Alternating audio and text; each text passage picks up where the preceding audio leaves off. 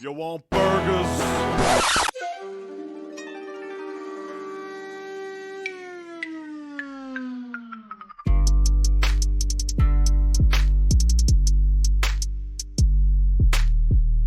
Konnichiwa, bitches. How's everybody doing? I already can't with you. It's Brittany's favorite time, learning time, where I go full on fucking, professor. What do they call them that teaches? I'm like a professor, only drunker. I'm basically your drunk uncle. You just wandered into his living room while he's watching History Channel. Oh, Jesus. Nah, they got that wrong. See? But, oh, no. Oh, man. Yeah, we're going to have some fun this month, though, because we are diving into horrors of Japan, which is, it's different because, over at the time, which I guess I should introduce whatever the fuck podcast this is someone clicked on. Welcome to Night of the Horror File. I'm Lee Evans, and on this podcast that you're tuning in for, we typically take a horror movie or genre movie, and we show it to my beautiful wife, Brittany. Everybody clap. Yay. They can't see you pointing at me. And she gives us her input and stuff. But recently, we've been doing this new thing where we do little mini series where we, I teach Brittany about different subjects in film and horror and stuff like that. And I think we chose a real fun one. Because, typically here on Night of the Horror File, we've stuck to stuff that's pretty much centric to the UK, Europe and America, those type of horror. We really haven't delved into too much Italian horror that much, Suspiria maybe. We haven't gone to some foreign films yet. We have not done a single foreign film on this podcast. And it's a damn shame because I think, as Brittany's going to find out, this shit's scary. Right. Which I've been like showing Brittany a little videos here and there about this. And we both caught a clip, and I did not remember this movie being that scary, but we both caught a clip from the movie Pulse. Cairo in Japanese. But remember that video we watched where she's walking at him? Oh, yeah. Like, that scared the shit out of us. Yes. And Brittany got a little spooked by some of these clips I showed her of some of these Japanese horror movies. Yeah. It's a little crazy. Not what I expected. No holds barred kind of stuff. So let's go ahead and get a beginning expectation that you're feeling here for Japanese horror, because a lot of people, whenever you bring up the word Japanese, they automatically go towards anime. Okay, a lot of people automatically think anime and stuff. And while anime is a gorgeous art form and stuff, which, by the way, I knew nothing about anime until I started this series. And I've dove into anime, and I'm actually finding some stuff I really enjoy. Oh. Perfect Blue was a really good movie. Interesting, right? But so, what did you expect when I told you we were going to be doing Japanese horror? I guess I expected Godzilla. Monsters. That's a valid expectation, monsters. A lot of their exports is like Godzilla and, those Super Sentai kind of shows and stuff like that. That's a lot of what they gave us. Really, we didn't get Japanese horror until about the 2000s. Wow. The early 2000s is when it started coming out with that remake of The Ring, which we will talk about in part 2. And we didn't get, meaning America didn't get? Right. Okay. It didn't really traverse the West. It was, I'm definitely sure it was in some underground people, film buffs, libraries and stuff. Right. With imports and all that stuff. But it never quite hit America's cinema until the early 2000s, which that's a whole thing where we're going to save for part 2 of this series, which this is going to be a 2-part series. Okay. So buckle up. Are you? Japan, when you think of Japan, you think of traditional arts, tea ceremonies, calligraphy, flower arranging, the birthplace of sushi, and home of origami. And, of course, also honor and good manners. There's a lot of culture that goes along with this. Right. That's a note I really got to say up top here is we're going to be talking mostly about the horror of Japan, like their horror genre, right, in there. We're going to mostly be touching on that, but it's hard to do that, and it's hard to really expose you to some Japanese horror movies without at least touching on the culture, right, and where it comes from. And I think I've tried to keep the culture in mind as I kind of run through the history of this stuff, right. And what you thinking about? I just don't know about you sometimes. I know. But anyway,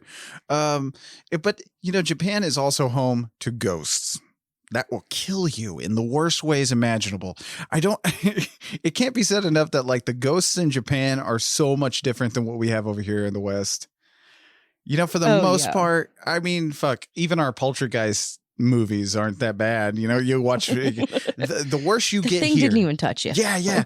The worst you get here is basically fucking I don't know, a demon possession. We're obsessed with demonic possession in the States. Right. Ghosts don't really spook us too much because in every movie, in fact, in every ghost movie that is highly American, like Amityville and stuff like that, it always ends up being demonic forces. It's never just a ghost. Right. So because it always got to go back to religion. Yeah. See that, and see, you're already starting to pick up on some cultural differences.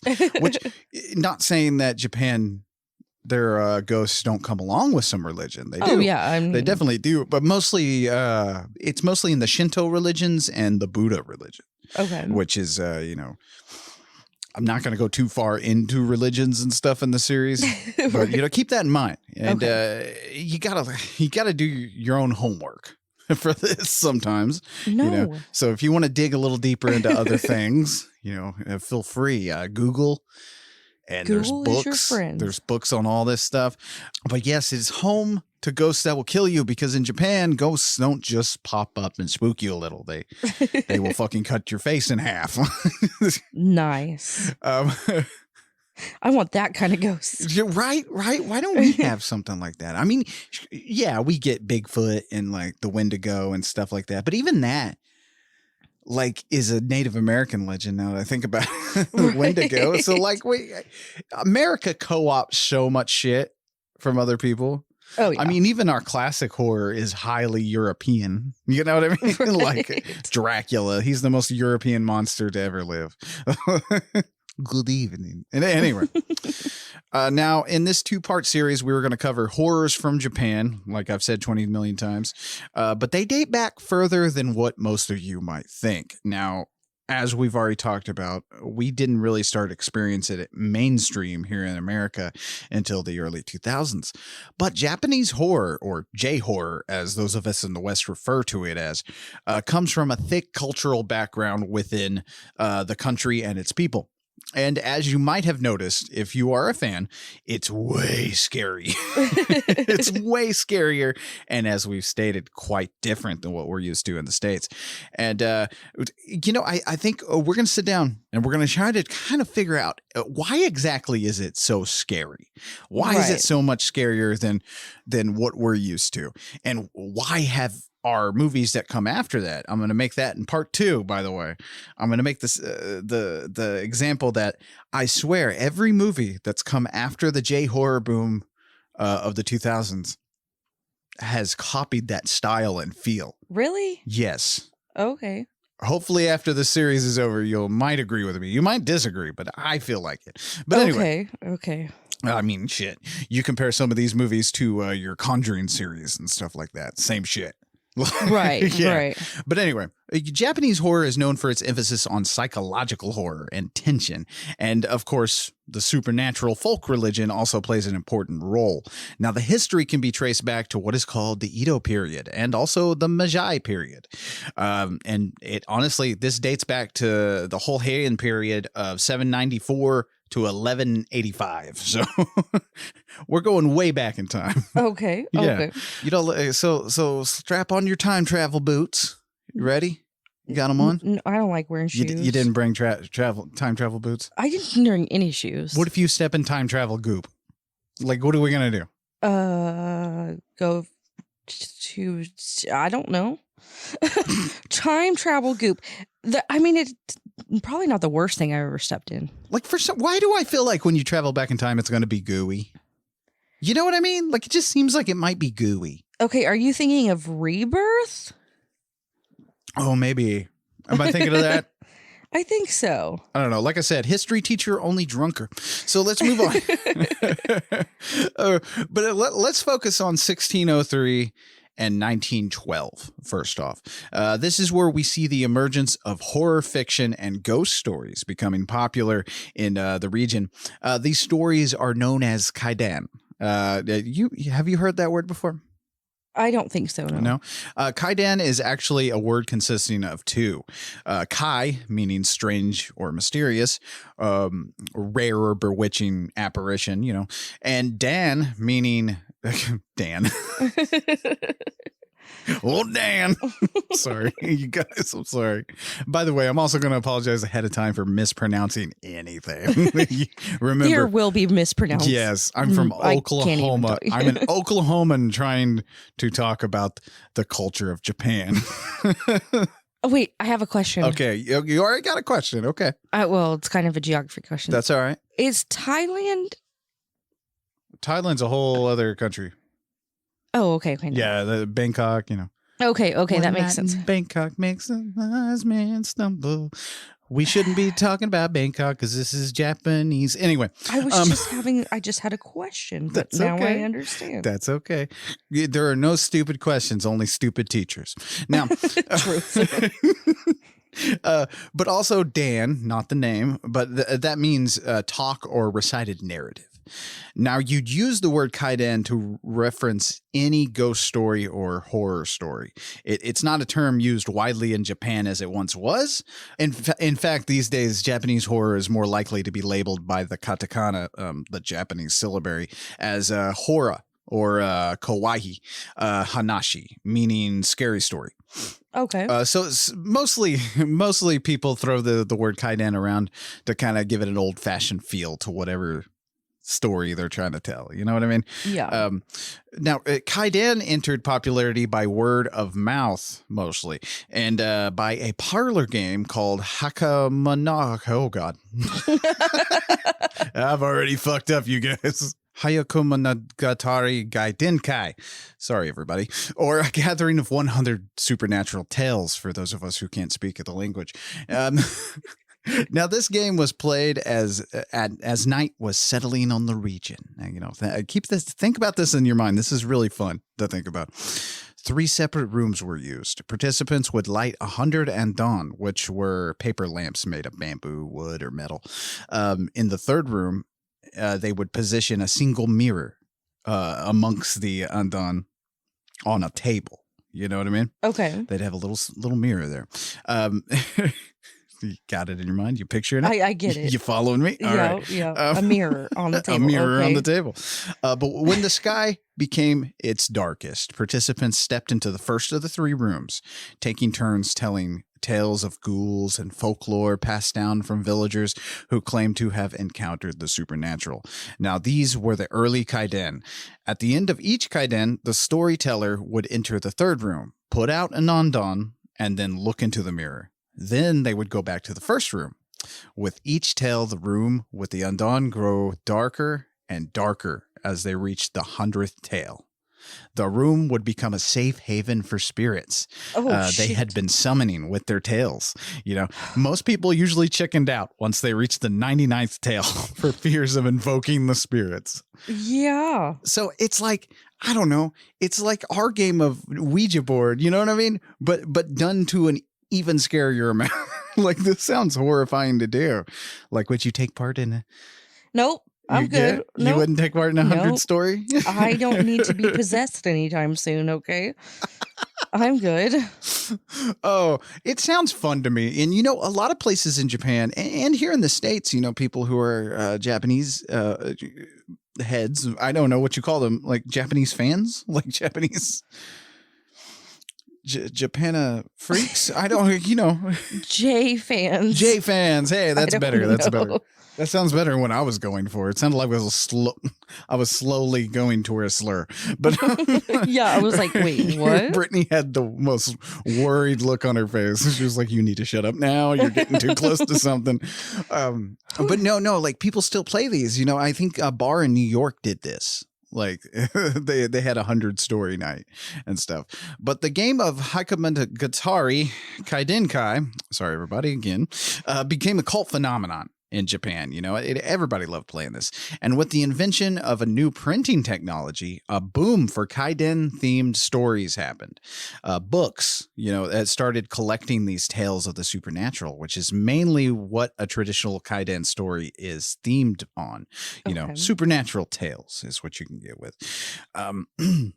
But, these books began to collect these stories in every corner of Japan and China also, but it wasn't until 1677 that the first Kaidan Shu was published, known as Shokaku Hikamonogatari. Dear God. Or 100 Tales of Many Countries. Okay. I should probably just say the English. I think so. You don't have to see. You don't have to say. I am butchering this, but I want to be. I want to I want everybody to know these things. Like it's important. Google exists. I don't. It's true. It's true. Google does exist. But no, seriously, like I think it's so interesting that these tales and stuff started out as oral tradition. Right. Passed down from families and villagers and stuff like that. I feel like it's quite different than what we have here in the States. When we tell a scary story from our childhood, mostly it's just bullshit that's been passed over through a game of telephone. You know what I mean? Is that not the same as your family telling you? Well, sort of. But, mostly we tell stuff that like has been told over and over again here. But I'm talking about like, you go back then and you're getting somebody from the fucking fishing village who's just telling you this spooky ass ghost story about how he saw a ghost. I don't see the difference. Well, the difference is we can trace this back. Oh, okay. Like you can't trace like, where's my big toe back to most places unless you go back to the golden arm. Well, but Oh, okay. yeah, I don't know. I find it interesting. It's just interesting. I think a lot of people in America get big heads about themselves and forget that we are a very young country. Right. So right. that's more what interests me about this whole thing is like these are traditional stories, whereas ours are kind of co-opted from a bunch of people, until you started adapting our writers and stuff like that. You know what I mean? Okay. With stories. Okay. Are you lost yet? I am. Are you lost? I am, and it's not about the Japanese stuff. It's about you. It's you have confused me. All right, it's okay. We're going to get back on the track here. Just know that I find this subject interesting. I get it. It's the basic gist. I'm getting it. Anyway, now just what was an early Kaidan story like? The most famous of these tales were the Yotsuo Kaidan, the story of Uwa and Tamiya Lemon. Now, it's a tale of betrayal, murder, and ghostly revenge. Yeah. This has been adapted to film over 30 times. Wow. So, yes, it's one of the most popular stories. Now, here's a quick little summary for you, and I got this from Wikipedia. Okay, you ready? Yes. The story opens with a murder. Lemon, an unemployed Ronin, has killed the father of his wife, Oya, because her father was aware of Lemon's evil past deeds. Penniless, Lemon has been forced to make his living as an oil paper umbrella maker. Which, by the way, did you ever have like one of those oil paper umbrellas? No, I did not. I had one growing up. I love that thing. Wait, are those the things that they put in drinks? No. Oh. They kind of look like... No. No. But like an actual umbrella? This is things they put in cocktails. Is it like an actual umbrella? Yeah, I mean, people use them for shade and stuff like that. That's what I meant. Actually, it would protect you against the rain because they were oiled in a certain way where it would deflect the rain. Right. Okay, then no. Oh, God. Oh, I'm sorry. I hope we're not pissing anybody off. But anyway. To make his living as an oil paper umbrella maker to support his delicate wife and new child. Now, this situation has led him to resent Oya. Lemon is lured into a scheme to marry the beautiful granddaughter of a well-to-do neighbor who is in love with him. In order to clear a path for the new marriage, Lemon and the neighbor plot to murder Oya. Oh, yeah. Lemon slips her poison disguised as blood road medicine. Don't ask me what that is. Intended to bring back her strength. Now, the poison does not kill her, but instead disfigures her. There's a big emphasis on women getting disfigured in some of these stories, you know, like you'll notice actually that a lot of the ghost stories in Japanese culture and stuff like that do center around women. Nice. There's a very big emphasis on like women being wronged and murdered and then them coming back as these vengeful spirits. Thank God. I know. So don't fuck with women is basically what Texas, I'm looking at you. We need to get an Onro after Texas. I'll talk about the Onro. But anyway, the blood red medicine, and it was intended to bring back her strength. You know, it didn't kill her, but it disfigures her. There we go. It caused her hair to fall out and her eyes to droop. Dun, dun, dun. Okay. So, you know, just bad hair day. But when a mirror is held in front of her, her despair at her disfigurement and the knowledge of her husband's betrayal causes her to die. Dun, dun, dun. So she dies from... When a faithful servant, Kapote Kohai, becomes aware of the murder... Ooh, I'm very proud of myself. I pronounced that really well. Lemon accuses him of theft and has him killed. He then has Kohai and Uwa's bodies crucified on two sides of a wooden door, which is then flung into a nearby river. Crucified on the what? On a wooden door on two sides, you know, him on one, her on the other, and then we chunk it into the river. Okay. It's very violent. Sounds that way. Would you tell your kids this story before bedtime? No. So thinking his troubles are over, Lemon plans his new marriage. On his wedding day to his new bride, Lemon lifts her veil to see Oya's ruined face. You know, he instantly beheads her, only to discover he has killed his new bride. Horrified, he flees to the neighbor's house to confess, where he is confronted by Kohai's ghost. Slashing at the ghost, Lemon finds he has killed his neighbor, his new father-in-law. Yeah, shit. Interesting little karma going on here. From there, the haunting continues with the vengeful spirit of Oya pursuing Lemon everywhere he goes. He sees her ruined face, even projecting from an overhead lantern. Seeking escape, he retreats to the mountains and goes fishing. Instead of fish, he hooks the board with the corpses of Oya and Kohai. Oh my gosh. Yeah. He then flees to a cabin in Hibiyama, where the ropes and vines of the cabin transform into snakes and the smoke from the fire transforms into Oya's hair. That shit's scary. Now the story itself is a lot longer and more dramatic than what I'm doing here. This is seriously just a synopsis. Like, it's just touching on the main facts. This is a very long story. But anyway, fleeing the cabin, he runs into his brother-in-law, who kills Lemon and avenges all the murders. Oh. So yeah, so you can see that would being the most famous. Yeah. If it sounds familiar to you, dear listeners, not so much to Brittany, she hasn't really gotten there yet. She will after she sees some movies.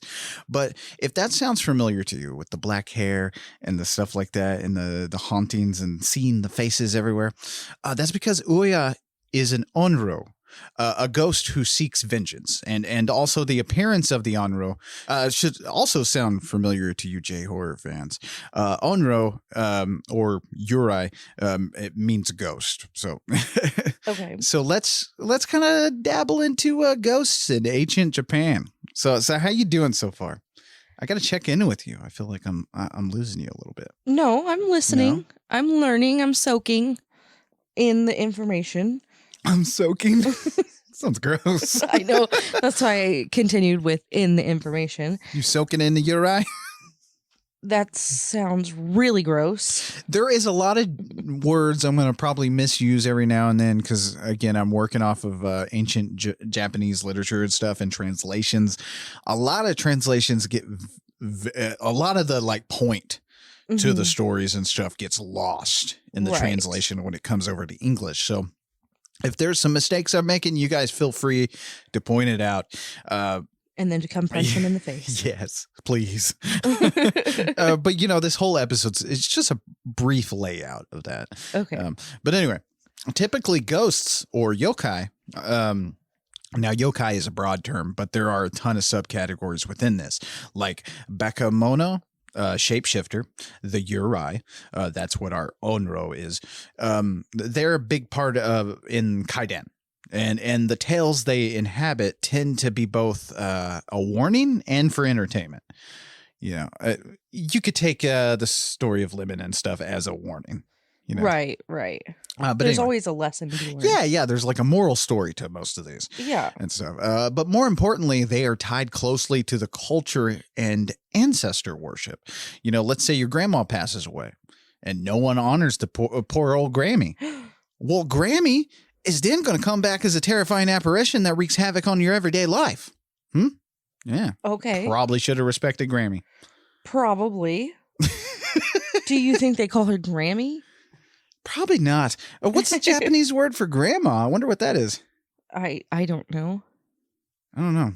Yeah, that's another thing in Japanese culture that's a really big is the respect, you know, elder respect. You know, I don't think it's something that we don't over in the West tend to kind of not do.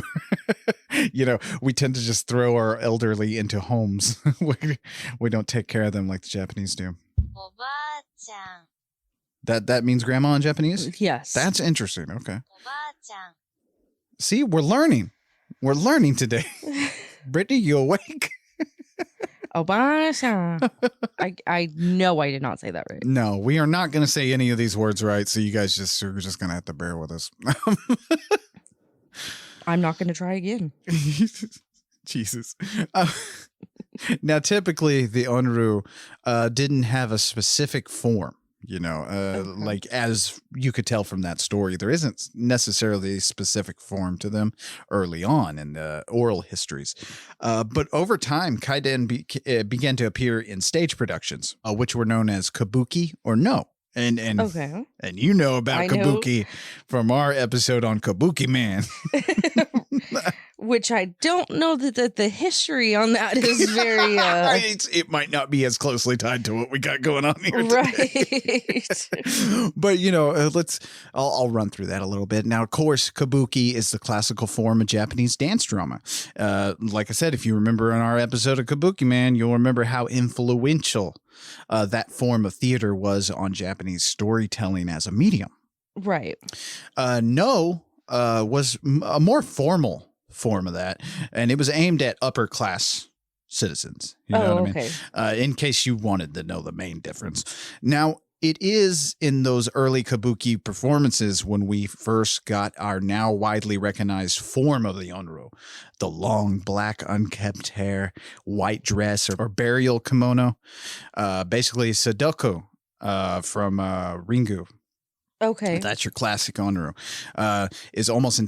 She's almost entirely derived from those early kabuki performances. Oh, okay. So I don't know. Is there something about that form coming at you? Which, you know, if you guys haven't seen Ringu or any of these other things I'm talking about, just think about the ring from from our American version of The Ring. Right. Except take down the CGI a little bit. But, you know, the long black hair, the white long dress and stuff. Mhm. Traditionally, it was a burial kimono, which looks quite different than dresses. Than a dress, than yeah. a gown or anything like that. But like, Right. it's just something creepy about that coming at you real slow. Oh, yeah. You know, because that's another thing. Oh, It's yeah. like they tend to. It seems like in a lot of these stories, there's not quite a limit to what their powers are. Right. You know, because like in our story of Lemon getting fucking haunted everywhere, he's seeing her face and everything. She's appearing in all sorts of shit. That's kind of what they do. They kind of take over your mind and shit and kind of almost curse you as a way. You know, that's another thing. That's another big difference between like a Japanese haunted house. Let's just take that, you know. Okay.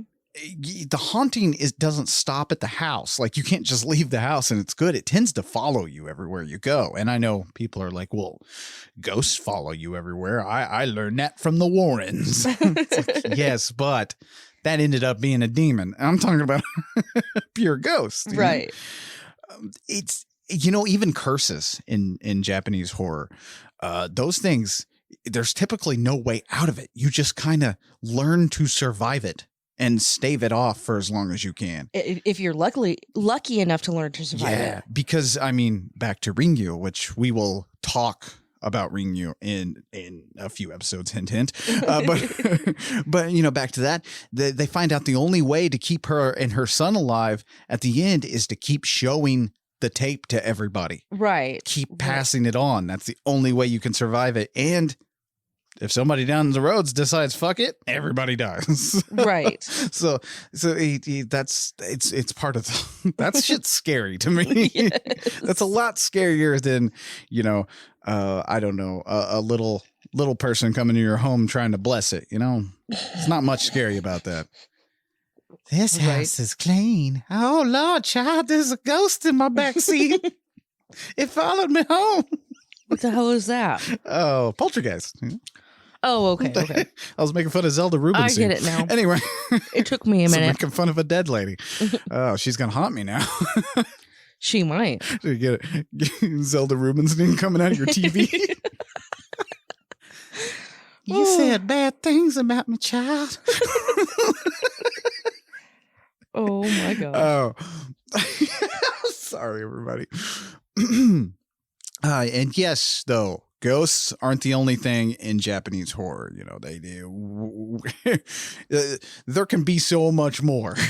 Right. There is a ton of Japanese folklore. You owe it to yourself to look this stuff up and read about all these folklore monsters and stuff. And there's almost entirely too much for us to cover in a 2-part series. So I kind of had to limit the amount of the supernatural I went into. Japan even has its own folklore monsters. You know, here in the States, we have Bigfoot, Nessie, you know, all those good old folk, the Mothman. We got that shit going on. Yeah. Well, in Japan, they have the kappa. Have you ever heard of a kappa? A chupacabra? No, a kappa. No. A chupacabra is the goat sucker. This one sucks something. A kappa, which I would say is pretty much a turtle out of hell. Like, it's known as a Kawataro, and is a yokai demon. They look, okay, the appearance of these kappa, think about this for a second. Okay. They look like green human things with webbed hands and feet, a turtle shell, and then like almost a turtle kind of bird beak thing going on. Okay, I know what you're talking about. I've seen this somewhere. Yeah. I don't quite know where. Well, I hope you didn't see a kappa in the river. I think I would have remembered that. Just make sure to wear pants. We'll get to that in a second. But they also have a depression on their heads that look like a dish, and that retains water. And it said if the water is drained out or the dish is damaged, it weakens the kappa. So, you know, pop them in the head if you see one. So don't wash your dishes. No. Or do wash your dishes. I don't understand what you're talking about. You said if it gets wet? No. I'm sorry. No. I'm sorry. Yes, if the river demon gets wet. No, I was talking gone. about the top of his head. No. The top of their head is like an indention. Yes. It looks like it's similar to a dish. and it holds water in it. And if that water is drained out or that dish on top of their head gets damaged. Okay, so like, don't do your dishes. I'm still failing to see the connection. You called it a dish on the top of their head, and if there's no water in it or it gets damaged. Oh God! Never mind. Never mind. I'm so glad we're not like a History Channel thing. Like we don't have to be serious on this. We'd get fucking fired if we had to do this shit. But the thing is, once we get done here, he's going to yell at me because I fucked it up. I'm not. Oh my God. You make me sound like a water demon myself. But anyway. Jesus. Jesus. I'm just playing. Anyway. They love cucumbers, so maybe I am. Maybe I am a kappa. But they love cucumbers and engaging in sumo wrestling. But before you think these are cute little sumo wrestling Ninja Turtles, keep in mind they also are known to assault humans in the water by removing a mythical organ called the shirikadama. This is like a ball that contains your soul. Okay. And they do this by pulling it out of your asshole. That's not very nice. Yeah. To this day, you got to guard your asshole. So that's what I was saying. So. Make sure you wear pants. I don't know if the pants will protect you. Probably Maybe they not. can rip through the pants into your asshole and pull out your soul. If it can rip into your asshole, that sounds like a goddamn Mortal Kombat fatality, man. I don't think the pants really matter. Probably not. See, this is what I'm talking about. Japanese monsters and ghosts, they go hardcore, dude. Like, yeah. I don't know if we have anything here in the States that fucking rips your soul out of your asshole. I don't think we got anything that mean. Mothman might give you conjunctivitis, but that's about it. I was thinking men, but oh yeah, men could rip your soul out of your asshole if you let them. You gotta watch that. You gotta watch that soul. It's because they don't have one, so they need yours. Sorry, men. No. And actually, we do have a kappa here in the States. His name is Mitch McConnell. He somehow made it to government, this little kappa. Anyway. That motherfucker's a turtle. Somebody push him over. Anyway. But to this day, there are signs in some Japanese villages warning of kappa in the water. And it's probably to scare children from just wandering out and drowning. Oh, yeah. Which, honestly, that's a good idea. We should definitely do that here in the States. Scare the shit out of them. Yeah. There's a fucking water demon in there, kid. It'll rip your soul out of your asshole. That would have scared the shit out of me. I would have never went near a water ever again. That's horrible. We need that to scare. I mean, fucking Labor Day, somebody's going to die this weekend. Like out on our lakes. If only we were warning people about kappas early on. We wouldn't have this many deaths, you see. So, really. The problem is people would go looking for this. Oh, God, that's true. Because, I'm going to get out there and catch me one of them asshole grabbers. And here in Oklahoma, they're going to try to noodle it. Oh, my God. Fucking rednecks out there noodling for kappas. If you don't know what noodling is, you owe it to yourself to look up noodling. I'm going to get me one of them turtle out of hell motherfuckers. Ain't going to grab my gas hole. I ain't gay. But anyway, there are legends also, not to bring down the house, but that tell of kappas raping women. And they then produce offsprings that are so horrible I can't find a description. So, you owe it to yourself to really dive into Japanese folklore. Not asshole first though.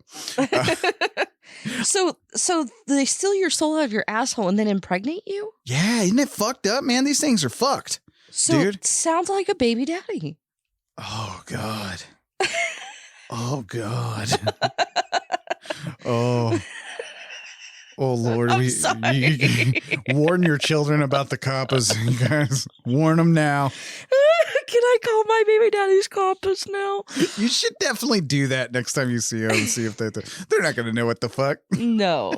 They're going to be like, oh, God, this bitch finally lost her fucking mind. They look it up. out of the asshole. I ain't gay. Anyway. Says the one on the gay list. Anyway.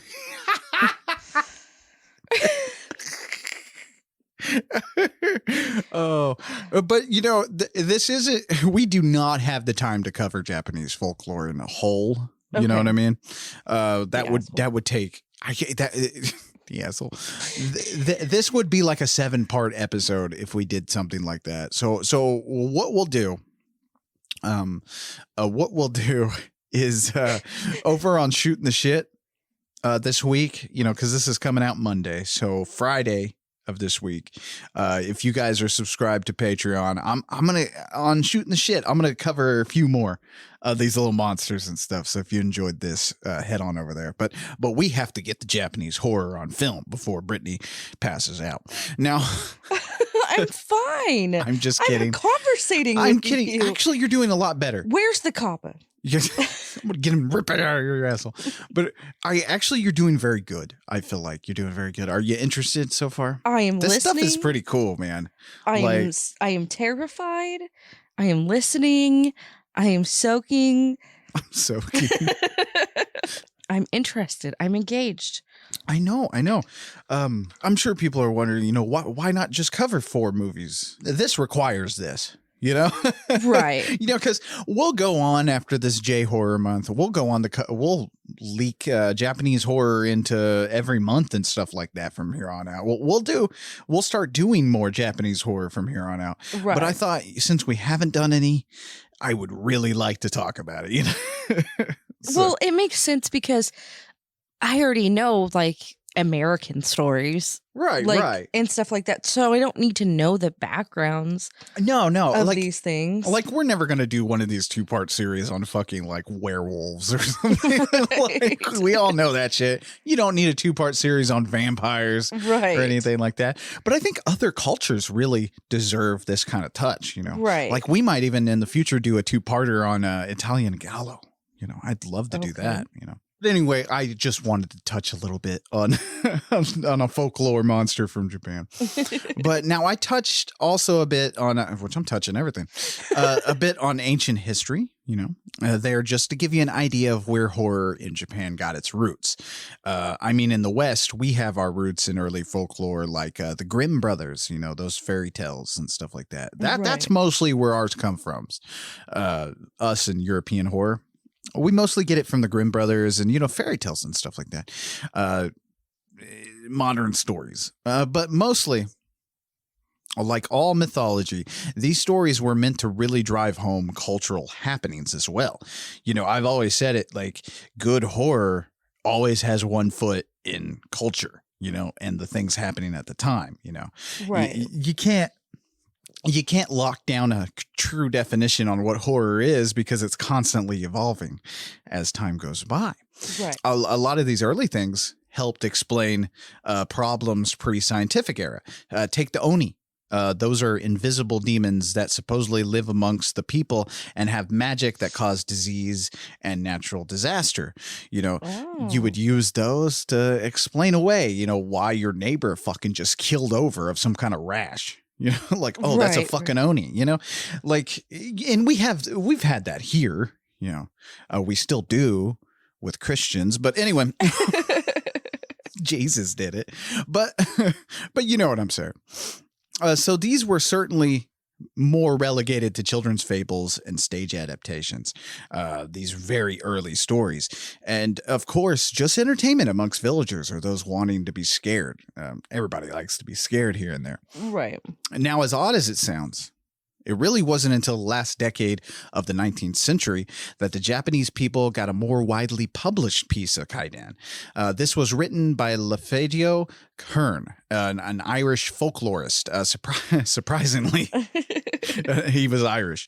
But it was called Kaidan, Stories and Studies of Strange Things. Hearn spent the last decade living amongst the Japanese people. In fact, he was very fluent in the language, and it's believed that he is the first foreigner to become integrated in Japanese society. So Hearn collected a series of yokai stories that were compiled in his book. Now, it wasn't just ghost stories, though. Hearn really was largely responsible for our view of a largely unknown culture at the time. He settled down there in Japan and married a Japanese woman, had 4 kids, Nice. and gave us in the West a fascinating cultural collection and look into something we didn't know. Right. So, Hearn needs to get some props for that. You don't hear this in your history classes and stuff, though. Right. Now, we here in the West are used to horror existing for at least a century. Way back. Horror in film has been around fucking ever. In popular film, that is. You can trace our films back to the 1920s with the German Expressionist movement like Nosferatu and The Cabinet of Dr. Caligari. In the 1930s, we were enjoying Frankenstein and Dracula, but also our friends in the East were enjoying that as well. Imports of Dracula and Frankenstein were mainstays in Japanese cinema at the time, and most of these were the most commercial hits over in Japan. Wow. These were huge. Yeah. But Japanese horror films, they were getting kind of a slower start. Mostly those Universal monster pictures, they did influence the dawn in Japanese horror cinema. And it's during this period that a lot of historians like to call it the kakieiga.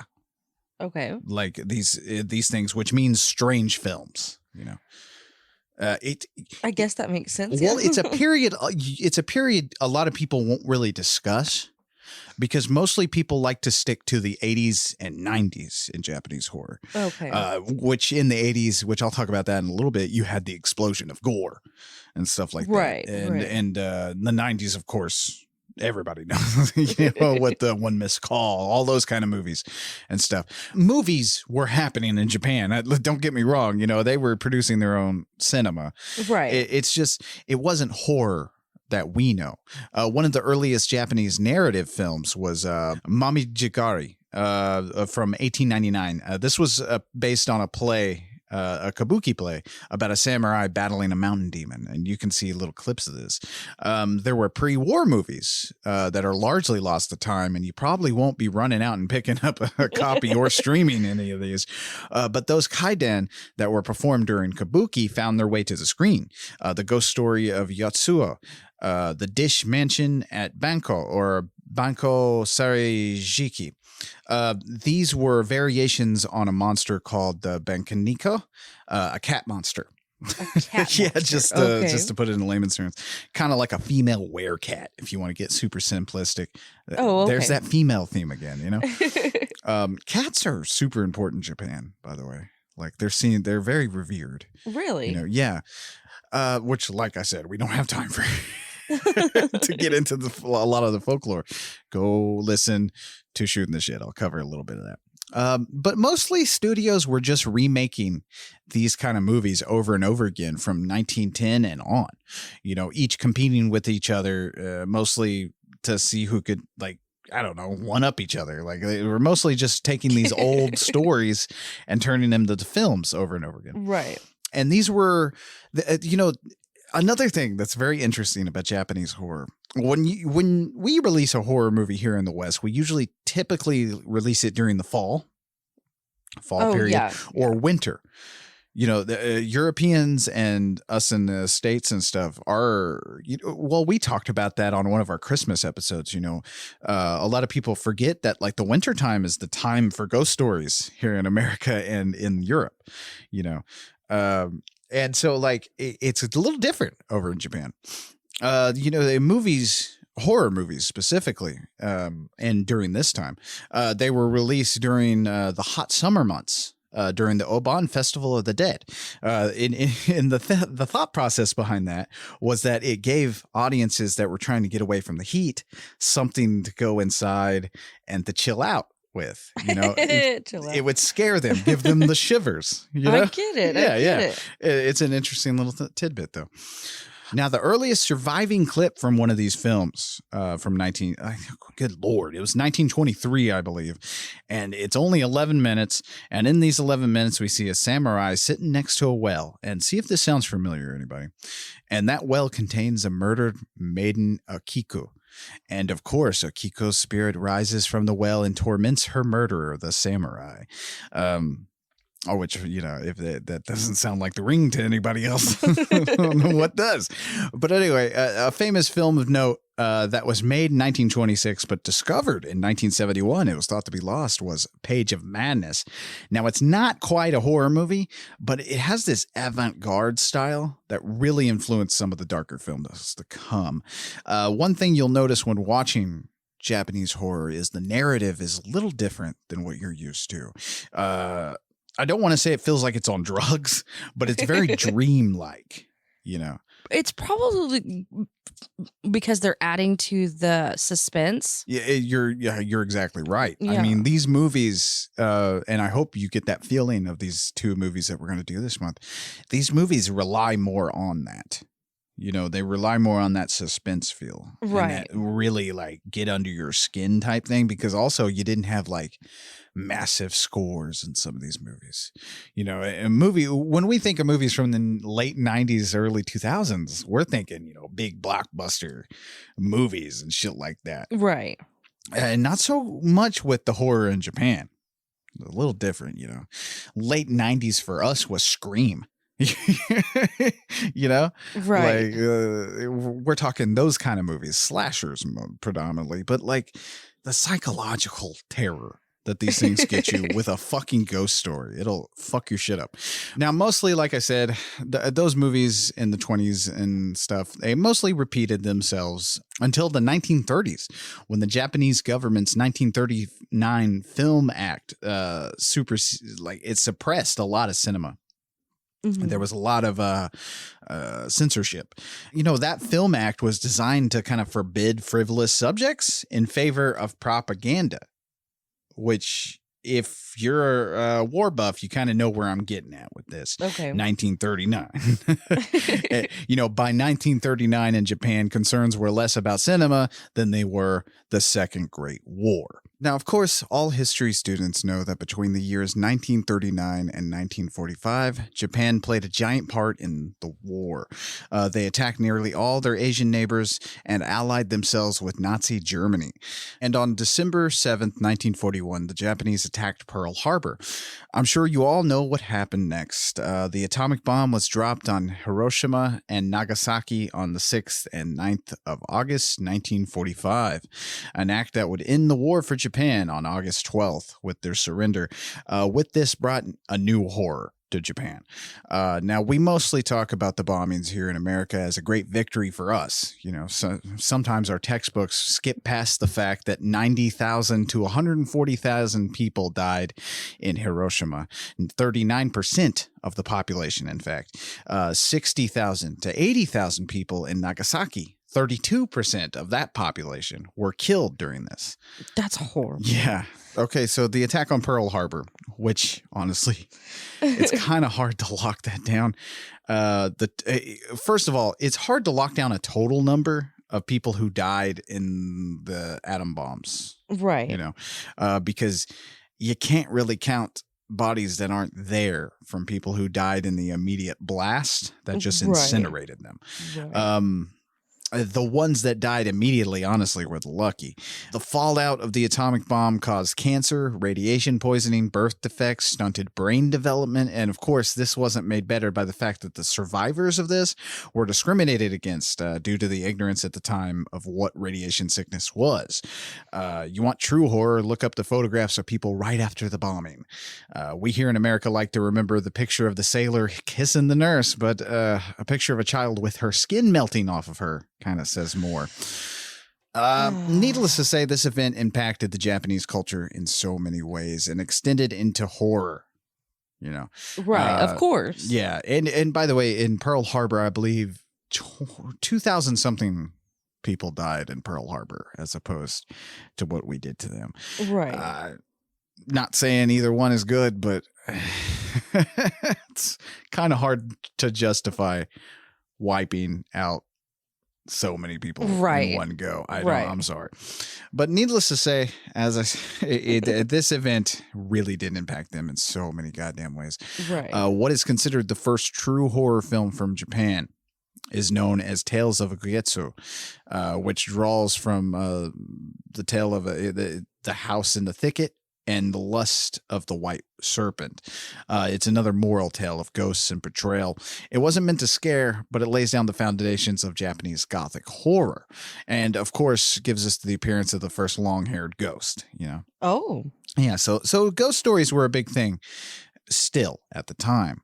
But I think the most post-war influenced film would have to be based on the Kaiju.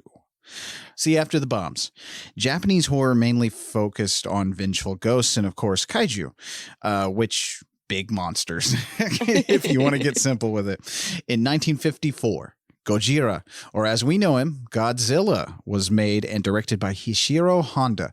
Toho Films originally planned to produce Iko no Keiji ni, In the Shadow of Glory. This Japanese-Indonesian co-production would have centered on the occupation of Indonesia. However, due to anti-Japanese sentiment of the time, visas were declined for the Japanese filmmakers. But Godzilla, with its destruction of large city areas, had a whole new influence on Japanese horror cinema. Of course, ghosts, like I said, were still the mainstay, but you had a focus with these monsters on the atomic. Oh, You know, okay. with these monsters and with movies like this around the time, which you could call them like sci-fi Japanese horror if you wanted to, it focused mainly on the upheaval of what the Japanese called wa, which is it means harmony. Basically, you know, harmony, good fortune, like a good way of living and stuff like that. Harmony within your community and within life, you know, wa. Okay. But say that again before you defined what WA was. Well, a lot of these movies that were coming out around the time of Godzilla or Gojira, they mostly focused on that. That was mostly their theme. Oh, you know, okay, that you makes have- sense. I believe H-Man was a movie where you had a guy who would turn into hydrogen vapor and stuff. Oh, dang. When turned, you know, it focused on that science element that basically, I mean, in the basic terms, Japanese was fucking, or the Japanese were fucked by Right, science right. during that time. You know what I mean? So a lot of these movies post-war really focused on that kind of stuff. After something like that, typically, and this is 1954 when Gojira is coming out, the Japanese government is looking at this as a source of shame. Right. You know, pain and stuff like that. The biggest shame that they had to surrender, you know? I mean, they were forced into playing their hand to protect their people, which is, you know, the admiral thing to do. And they surrendered. So shame on top of shame, you know? This is a culture that is full of honor and stuff. I think that's one thing I didn't really touch on yet, is how much honor the Japanese people have, you know. And so when something like this happens and really rips a hole in who they are, you know, it definitely Well, that's one way to use an analogy. well, you can see what I mean. Yes. And there's no way to fucking properly gloss over Oh, yeah. what we did to them. You know what I mean? Right. I don't know what to do. There's no way to tiptoe around it. Oh, we attacked them. It wasn't an attack. It was a fucking obliteration. We took atomic energy, which is something that should have like really propelled us into a better century, and used it for violence, as we always fucking do. But this is not Because we're horrible. yeah, but let's not get too political here. Okay. But anyway, you know, since there was like a censor on this kind of stuff, you know, like you couldn't just make a movie about the atomic bomb Right. and shit like that. And you couldn't make a movie depicting what the fallout was and how these people were dealing with it. You had to kind of use some metaphors here. And since they were all heavily censored at the time, Godzilla was the accumulation of all the horrors of the atomic bomb put into a creature. You know, Ishiro Honda said he took all the characteristics of the bomb and the after effects and applied them to Godzilla. His skin heavily reflected the keloid scars the Hiroshima survivors were cursed with. Okay. The atomic heat beam was a symbol of the blast that would lay waste to cities. You know, Gojira unleashed a brutality in its unflinching, senseless violence that hadn't been seen at cinema at the time. Here's the thing. A lot of you guys might have seen the original. Yeah, and a lot of you definitely had seen the one that we in the States got. The Godzilla. Yeah, there's two different versions. And I'll get to that. But, also it's interesting to mention that Ishiro Honda was also a World War II veteran. Oh, okay. So he went through the city and stuff and got to see firsthand the aftermath of all this. That's horrible. So you can definitely tell in the movie. But when we got Godzilla, it was tweaked. And nearly 16 minutes of the original film was cut out. Inserted were scenes with American actors, giving us a viewpoint of a journalist looking in on the attack, was basically what they did to our Godzilla. Oh, okay. This kind of mutated a film that originally would have gave us a view into what the Japanese people's fear of radiation and long-term effects of the bomb were like. Right. It really warped it into something else. It kind of just made it into a generic monster movie. Which is sad because that's not what it's about. Yeah, no. The original Gojira is heartbreaking. Like when you apply it, knowing what we know now, and you apply it to that film, it's hard to watch what their sentiments and what their fears really were. Right. Put in one monster. But we had to go in and fucking Americanize shit. Yeah, that's what we do best. We fuck the world up. But anyway.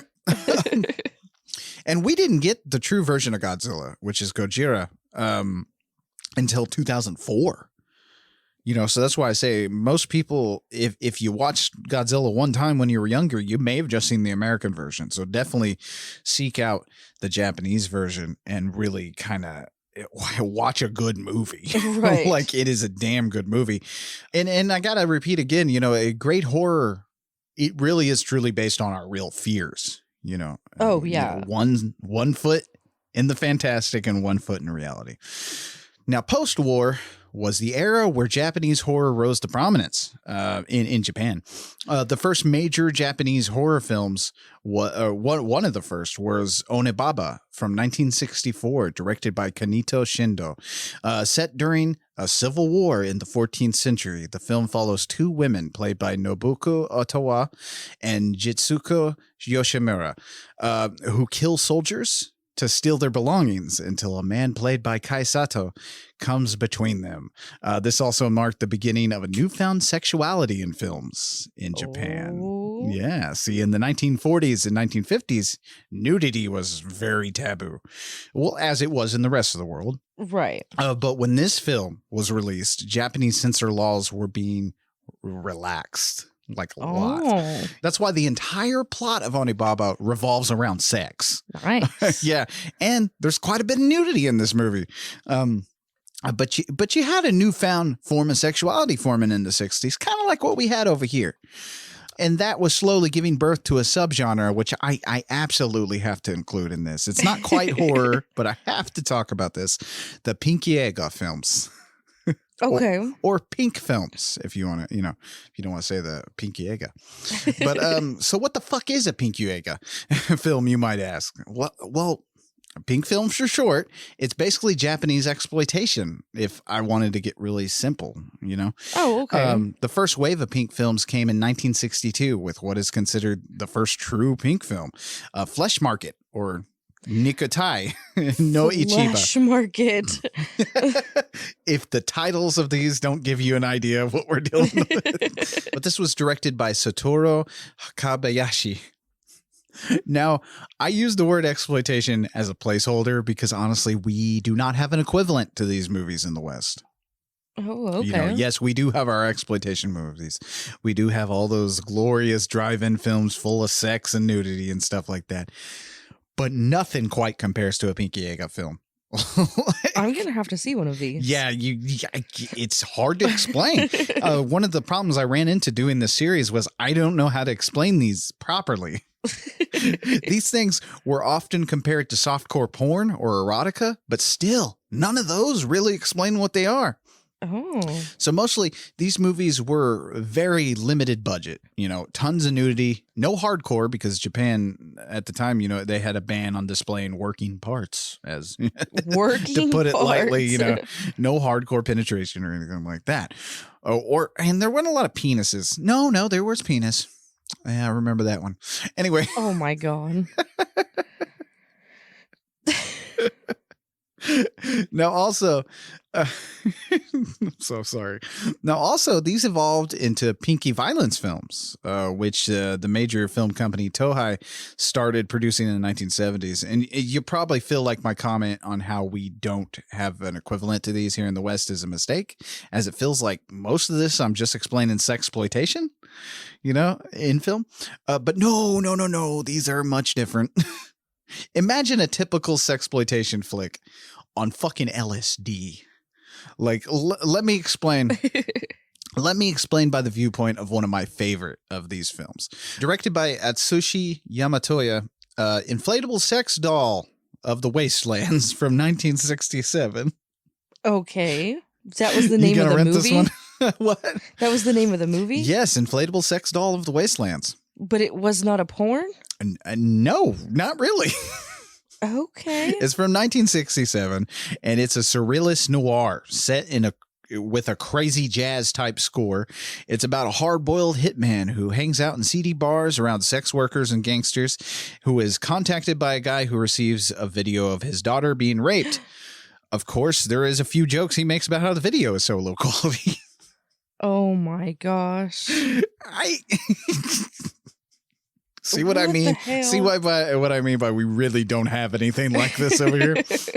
And then you have another one of my favorites, the first pink film to be shot in color, Blue Film Woman. It's a combination of horror, a few musical interludes, kind of like Austin Powers. And then another one of my favorites, Woman Hell Song. You excited? It's basically like Kill Bill, only with a shit ton more sex. So a better movie than Kill Bill. Better Kill Bill. Actually, yeah. I feel like Kill Bill really suffered from lack of sex. I think that Kill Bill suffered from being a fucking movie. Well, because with Kill Bill, that's really what fucking Quentin Tarantino was going for. Like he wanted a really sucky movie that nobody wanted to fucking watch. Well, the over-the-top violence, the too much blood coming out of the body, those are pinky films. Those are pinky violence films is what he's going for. He combined kung fu flicks with pinky violence flicks and gave us Kill Bill. Well, I love Kill Bill, but yes, we needed more titties, man. Well, not enough titties in those movies. Anyway, there's probably not enough titties in Quentin Tarantino movies to begin with. Now that I think he doesn't care about the titties. Yo, we do get plenty of feet. God bless that man. Anyway. So okay, if you're a fan of Western sexploitations, you really do have to check these out if you can find them. That's the drunk teacher. The drunk professor has come and struck again. The drunk professor here talking about sex. Because you hiccuped. Yes, I know. I'm sorry, everybody. He's not even drunk. I went off a fucking tangent with sex films here. We went from spooky ghosts and kappas ripping your soul out of your asshole to women killing other people with rape revenge, But, so with those laws relaxing and things getting freaky in the 60s, Japanese horror got more surreal and a fantastic feel about it. Basically, shit got weird. Yeah. Yeah. Things in the 1960s and into the 80s were increasingly campy and exploitative. After Onibaba, you had the screen adaptation of Lafcadio Hearn's book Kaidan, that I mentioned earlier. Yeah. It was titled Kaidan. So okay. Yeah, it's easy to do. That's a very good horror anthology. Nobody really talks about that one. You also had The Living Skeleton from 1968. It's also notable. It centers around a coastal village where a young woman named Psycho seeks shelter after her twin sister disappears. She then finds a group of chained skeletons on the ocean floor while scuba diving. It's got a Lovecraftian feel to it. Like if you guys are into that kind of movie. Okay. Now you also had straight sexploitation, like I said, that dealt with rape and revenge and pure violence. Japanese know how to do a rape revenge movie. I'll tell you what. Really? Yeah. And the Japanese, they know how to go above and beyond with their violence and gore. You know, I love a good over the top fucking gore movie that doesn't make any sense to how much gore is going on. Yeah. You know, somebody gets like their arm cut off and it's just constantly spewing, spraying blood. They do a damn good job. One of my favorites from this time period of the 70s, though, was Housu, or House, as we know it in the States. It's a 1977 film directed by Nobuhiko Obayashi. And to me, it's like the Japanese Evil Dead 2. It combines humor, camp, and you can sum it up by saying it's a Japanese slasher made by Japanese hippies. Oh, okay. It is quite the movie. I don't think you'll ever I just pulled Evil Dead 2 out of my ass to compare it to something because I have nothing to compare it to. That's one of the hardest parts about a lot of these movies, because people will ask you, well, what's it like? You know, well, like, what kind of horror movie is it like? Like, what's the American equivalent to this horror movie? It's like, right. I can't help you there, buddy. You're just gonna have to fucking watch it. Like, oh man. But you know, Housu, it tells the story about a young girl who brings a group of friends to visit her aunt. The aunt turns out to be a vampire that feeds on young women to maintain her youth. Very interesting stories. That kind of sounds like It sounds like a lot of things, but when you watch it, it's not what it sounds like. Okay. I'm just thinking about the head turning into a watermelon and then the watermelon turning into a head and coming out of the well. If any of you guys have seen House, you know what I'm talking about. Oh, okay. I'm just picturing rabid grannies. Oh, man. Rabid grannies. For some reason, that's what that is a it movie, made me think of. That is a movie we watched. Like, I'm still wrapping my brain around that we did a whole episode on rabid grannies. I'm still wrapping my head around that our 4-year-old loved that movie. Oh, he did. Like, he fucking loved that film. What are we doing to our kids? I don't know. Not showing them Pinky films. No. I wouldn't even do that, man. Oh, Pink films. I said Pinky. Is it Pinky or Pink? You can. I've heard people call them Pinky films, and I've heard people call them Pink films. You know, it's because I mean, the actual name is Pinky-ega, and so you get pink out of that. You know what I mean? Right. Takashi Miike, if you guys know who that is, that director, wonderful Japanese director, but I swear he had to have gotten a lot of influence from the Pinky-ega films, because his movies have a lot of violence and a lot of exploitation. Well, especially his action films, you know, not so much as he knows horror. He knows how to get you.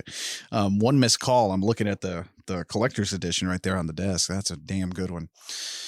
But anyway, now you'll always hear about how Japanese horror died in the 80s. You know, a lot of people have this misconception that Japanese horror just kind of slumped now, you know, because a lot of these people that are into these, you know, the 1940s through the 1960s Japanese horror are kind of high and snooty, you know? Oh, yeah. Yeah. Like, oh, Onibaba. You know, they like to fucking talk about that movie. You'll hear film critics talk, and it deserves the praise it gets, but like you'll hear about people talk about Onibaba like it is the be all end all of cinema sometimes. Oh, shit. And a lot of critics like to use Japanese horror because they know a lot of the American audiences won't watch it because it is subtitled. Right. They'll use it to make themselves sound more highfalutin than they actually are. Oh, like, okay. When really it's just like, no, it's just a really good movie. It's not like, why are you acting like you're awesome because you watch foreign films?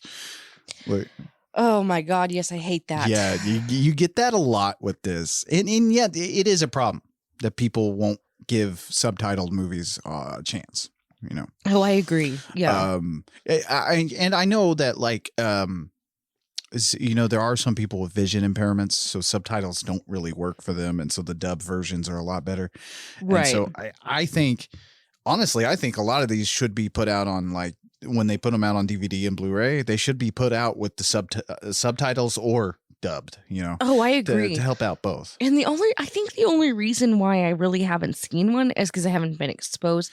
I haven't been exposed to regular movies, let alone subtitled movies. That's the oddest part about all this. You know, you would think in the time of streaming that more people would be exposed to these kind of things, but it still seems like a lot of these movies go under the radar, you know. I mean, the biggest one to come out was Korean, you know, the one that even American audiences were talking about was Train to Busan, Right. which is a Korean film and it's very good. But like for the most part, unless it's those, you know, wildfire type movies that catch fame here, people aren't being exposed to foreign cinema as I feel they should be. I think it's because as Americans, we're lazy. Because It's you true. want to throw on a movie and not have to work at it. It's true. And another thing that boggles my mind, though, is the new thing here lately is, I got to turn on the subtitles on things and stuff. That's the joke going around. It's like, okay, well, if you can do that, then you can watch a foreign film. Right. 'Cause And at I that feel point, like, you know. I feel like now, like if I would have tried like 3 years ago to try, I wouldn't be able to do it. But now I can. Because I do use subtitles so often, and I actually rely on the subtitles, so I'm not really scared going into watching these movies. Yeah, no, I get you. And for me, I prefer subtitled, you know, with the original audio, with the original language. Because, like, I don't know, I feel like you miss, when something's dubbed over, you miss some inflection. That's what I was going to say. Yeah, like, you you miss definitely- like you said, the inflection. Yeah. And so you don't get the right emotions from it. Exactly. Yeah.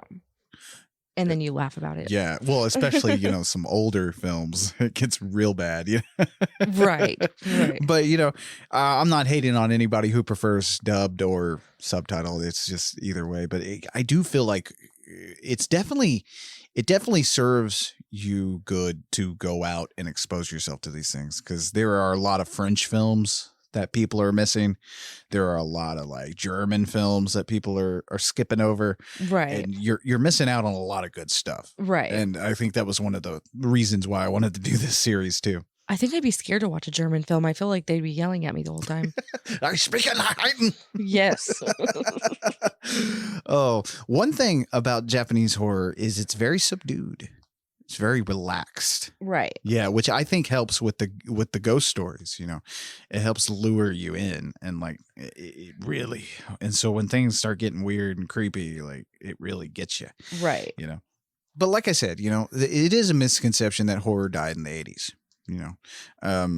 True, it was on the decline in the area, mostly in the area of social commentary. You know, the 80s is where the explosion of gore in Japanese cinema happened due to the home video market. You know, you had a plethora of these types of films to choose from. Evil Dead Trap, about a journalist who sees a snuff film and tries to find the people in the snuff film and see what's going on, and then she ends up being in a snuff film. You know, it's and a lot of gore in that movie. There is an eyeball stabbing scene in that film that gets me. Oh, and the jelly comes out. Oh God, it's bad. But you know, you had Evil Dead Trap, you had Biotherapy, Guzu.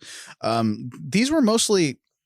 A lot of these were sci-fi gore films that really didn't carry a huge social message per se, but they are a blast. So, you know, you can't discount Japanese cinema from the 80s. During that time, the Guinea Pig series came out. Yeah. What is that? Now, this is some hardcore shit. The Guinea Pig series, it's a personal favorite of mine, and you gore hounds out there, you owe it to yourself to track these down. The original concept was envisioned by manga artist Hideshu Hino. Don't worry, anime and manga fans, by the way. I have a whole section for you in part 2 of this series, Okay. so it's coming. Don't worry. But Hideshu Hino wrote and directed 2 films out of the series, and there are 6 movies in this thing. I think there's well, there's 6 movies, and then there's also 2 making of documentaries. The focus was situations involving graphic violence and gore, mutilation, torture, and murder. Kind of along the lines of Our Faces of Death. I don't know if you've ever heard of that series of films. No, I don't think so. Basically, it's almost like a clip show that shows different kind of murders and mutilations, and kind of like a snuff film, but it's not real. Right, right. Really, the concept of the snuff film in reality is definitely a myth. I don't believe there are snuff films, but it's said that these might have inspired Tsutomu Miyazaki, a serial killer who kidnapped and murdered 4 young girls. Now, Guinea Pig 2 is a source of a lot of fucking controversy because it was pulled from the market for some time because in the 90s, actor Charlie Sheen somehow saw it and assumed it was a real life snuff film. He turned it into the FBI. Oh my God. And just like Cannibal Holocaust, the director had to come aboard and demonstrate the special effects and prove that no one actually got killed. Which, when you see these, man, they do a damn good job. Like, I could see if you just stumbled across this, not actually knowing it wasn't real. Like, it looks good because it's made with like a low budget film stock. Mm-hmm. So it looks like someone's handheld camera. Oh, no. It's very weird and gross. But like I said, you gore hounds, you got to find this because this stuff has become a legend among like horror films. In fact, like, the whole story of Charlie Sheen is now an urban legend now. It's been telephoned and ballooned into this incredible story and stuff to where I don't know if any of it's actually true, but I could see it. I could see it. Right. Now, yes, the social commentary and fears of technology and all the deep meanings kind of slipped at the end of the 80s. You had the decline of what happened, after the post-war with Gojira. That kind of slipped out of the horror element and stuff. And so we were mostly just getting splatter films from Japan. Right. But one film came along in 1989 that laid the groundwork for the makings of a golden age of Japanese horror and the popularity of J-horror that would invade the West. Along with Japanese urban legends, some insanely terrifying stuff came out in the 90s and early 2000s. But that film that I'm speaking of, it's Tetsuo the Iron Man. And that's where we'll pick up next time on Horrors from Japan Part 2. Dun, dun, dun. So how you doing? Is this a good intro to what we're about to... I think so, yeah. Yeah, I think so. And I know, I probably skipped a lot of stuff in this first episode. For good reason. There's so much history. There's so much lore. And there's so much to talk about that, like I said, I could have done like a 7-part series. Right. But, we got to get to the movies at some point. Right. I'm ready. I'm ready to watch the movies. Yeah. I mean, I'm ready for part 2, but... Yeah. This is getting me hyped up to watch the movie. Yeah, and in this first part, we poked at how horror kind of got its roots, with the Kaidan, and then we went into the 20s. We talked a little bit about that. We basically went all the way to the 80s. Talked a little bit about that, and next week we're taking off from 1989 on into today. Because there is a lot of Japanese horror that people are skipping over. Oh, okay. Yeah, because some people are like, well, J-horror's dead. And it's like, well, it's dead here. Right. Not there. There still is some good movies out there to pick from. So I just had one more question. Okay. And I had it earlier, but I wanted to save it. So have you ever wanted to be a kabuki man? Sergeant Kabuki Man. The entire time I was watching a little documentary on Kabuki theater, and I just had the theme song to Kabuki Man stuck in my damn head the whole time, and I was like, man, what have I done to myself?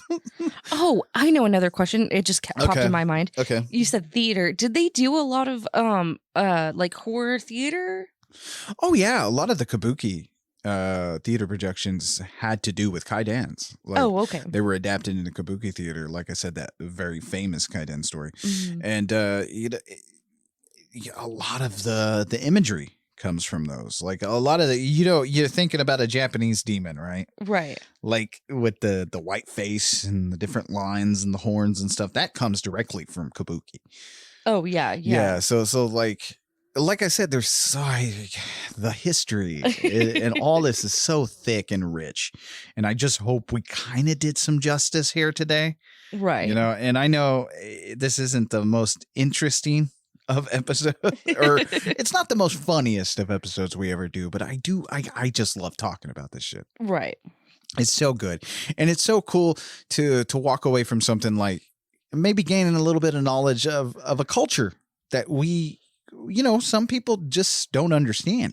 Right. And I think knowing the little bit of history from today's episode, and maybe if you're not familiar, dear listener, with Japanese horror and stuff like that, maybe knowing a little bit about where this is coming from when you actually pull the trigger and watch some of these Japanese horror movies, maybe that'll help make it even better. And that's what I'm hoping from you. That's why I'm doing this series also for you. Because I don't feel like it's super respectful to just dive into it like any other episode, Right. Dive into these things like what we did with William Castle and gimmicks in movies. I don't think you can fully understand it unless you talk about the history. Right. I agree, because I need to know a little bit more, because I'm going to have questions. I know it. Oh, yeah. Well, because like in some of these movies, a big part of the Japanese horror is not holding your damn hand. Right. Yeah, they're big on that. Like some things they just don't have to explain to you. And especially in their culture. Yeah, yeah. Because they've already heard all of these things. They know what these things are. Well, yeah, because like I said, the vampire is a highly European thing. We make a vampire movie today. We don't have to sit there and explain what the fuck a vampire is. Right. Well, we shouldn't. Some movies do it, and that's why it makes them bad, because we don't need to know what a vampire is. Just set the vampires loose. Yeah. Yeah. And don't make them sparkler, for God's sake. But no, that ends today's little history lesson. And like I said, I can't wait for part 2. Part 2, we're going to get real deep into some stuff because we got the history out of the way. So we're going to be really talking about some horror movies next week.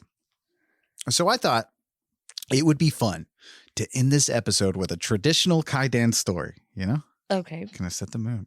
Okay. You ready? Yes. All right.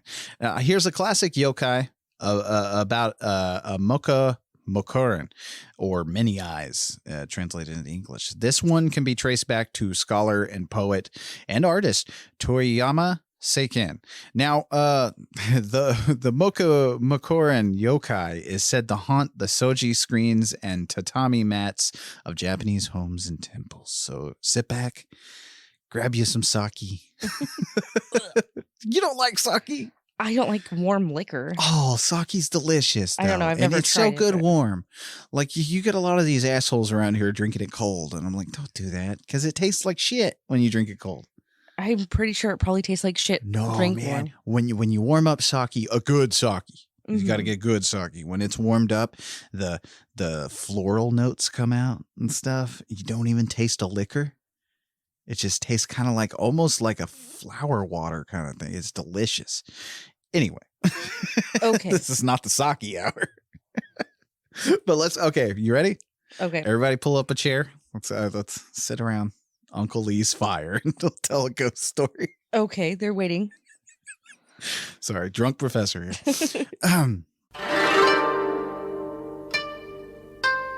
The Mokurenji, Temple of Many Eyes, had been abandoned for as long as anyone could remember. No monk tended the temple, but there were frequent whispers of a fox, or perhaps a tanuki, roaming the temple grounds. More whispers were told about the temple and why it had been abandoned. It soon became a place of legends and local myths, with children claiming that any man brave enough to last a night alone in the Mokurenji would be rewarded with an evening of pleasure with the most beautiful woman in the village. Oh. Yeah.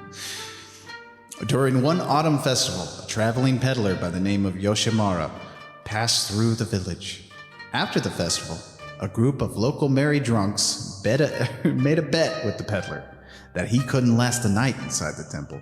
With a full bottle of sake in his hand, Yoshimura enters the temple, gets comfortable, and begins to drink.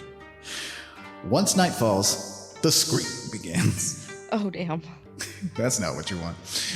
From outside, the local drunks can hear a vivid wailing of the peddler as he howls, "The eyes! The eyes!" All around him, peeking out from the old soji screens of the temple, countless eyes appear and twist Yoshimura's mind.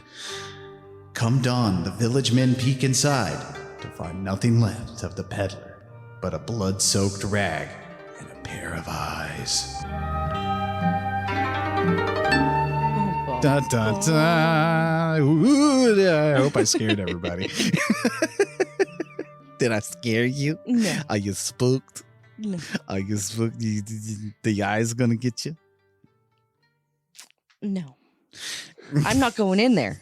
I ain't doing it. Fuck that. Yeah, that's one thing I never understood the stories like that. It's like, well, I bet you some sex. You can go fucking stay. You won't stay a whole night in this haunted house that kills people. Yeah, you're probably right. Bye. I'm going to go find somebody else to have sex I'll take with. some of that sake, though. I could probably just go get some sex. If you have enough sake, you can have sex with the most beautiful woman ever. Well, that is true. I mean, just Sake drink enough. Sake goggles. Exactly. You got this. Exactly. Oh, man. I had a good time with this one. Like I said, it might not be the most popular episode ever, but I had a damn good time, and we're going to have a damn good time with part 2. I'm Lee Evans saying sayonara. I had to. I'm sorry. Is that Japanese? For goodbye. Yeah. Are you sure? It better be. Now you have to look it up. Yeah. I'm pretty sure it's not. Yes, it is. Oh, okay, damn. I was right. Oh, fuck. So tell the good people sayonara. Sayonara, suckers. We'll see you next time when we butcher the Japanese language. Once more. Bye-bye. Watch out for them kappas. My asshole. Thanks for listening. To get a hold of us and submit your stories, fan mail, and death threats, you can find us on Twitter, Instagram, Facebook, and nightofthehorrorfile.com. Our theme song was written and performed by John Brennan, used with permission. Find John at shopjb.bandcamp.com and at badtechno.com. If you like what you hear, leave a good review wherever you listen to podcasts, and share the show on your social media. See you next week.